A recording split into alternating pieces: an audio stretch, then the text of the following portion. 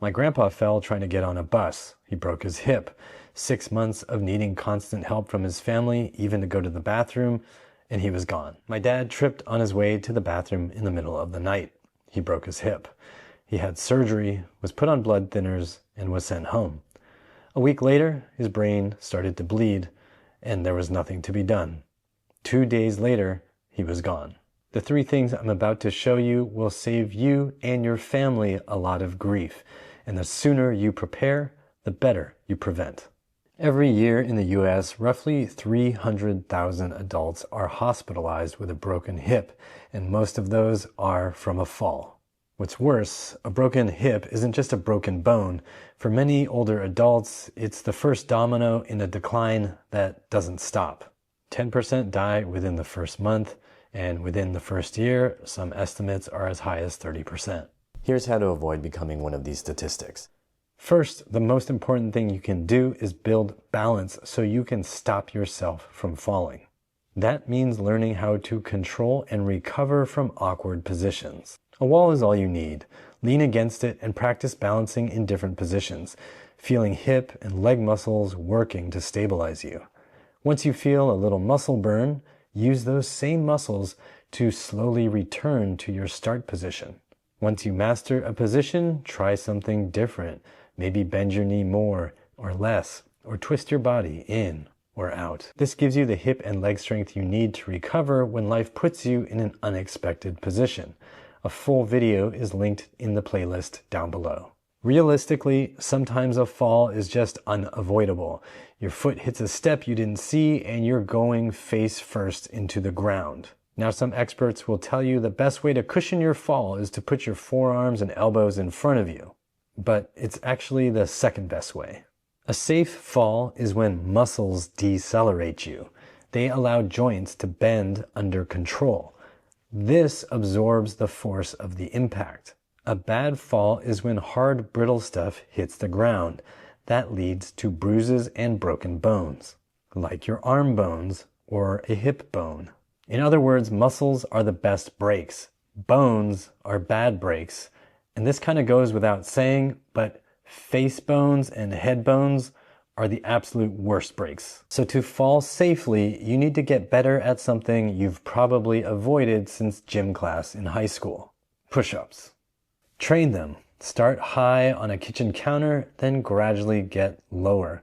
Push-ups deserve a video all their own, which I already made, and it's linked below in a playlist. And while weak, stiff fingers, hands, and wrists are a limiter, don't let that excuse stop you.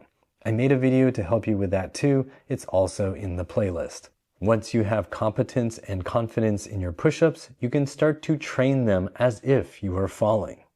Starting with a high surface, practice falling into a push-up.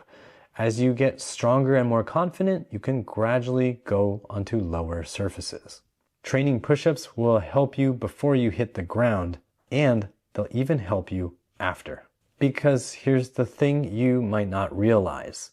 Even if you fall and don't break a bone, it can still be fatal.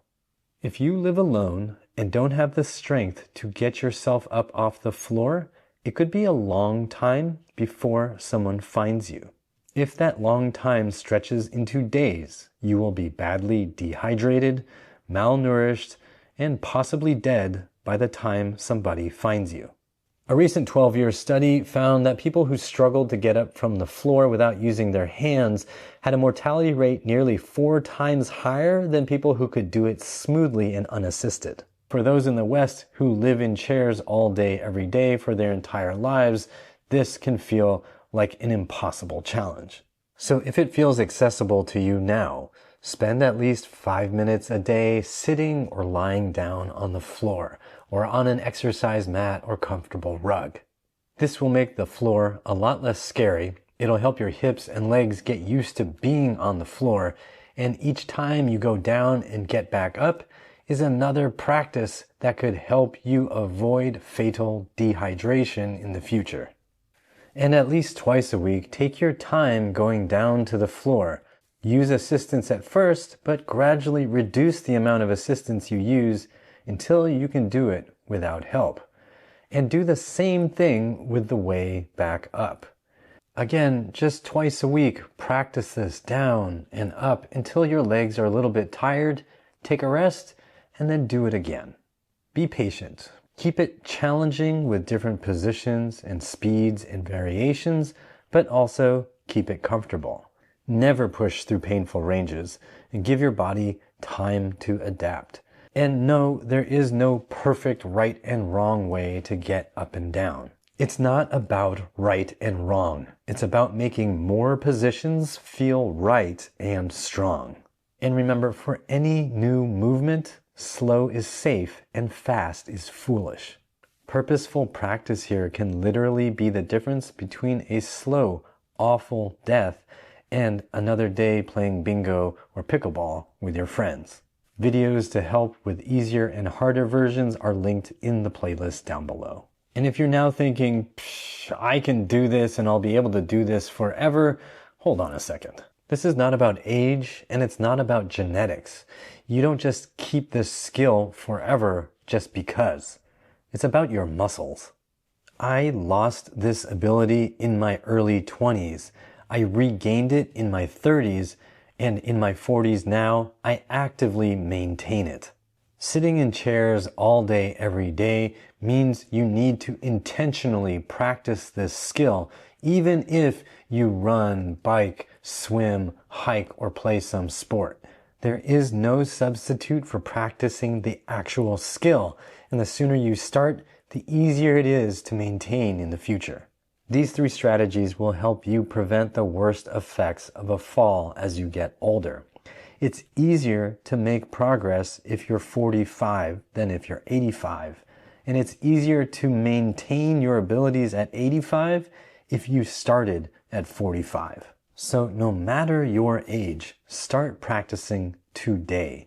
You and your family will thank you in the future. For programs to help you build resilience for real life, go to uprighthealth.com/DIY.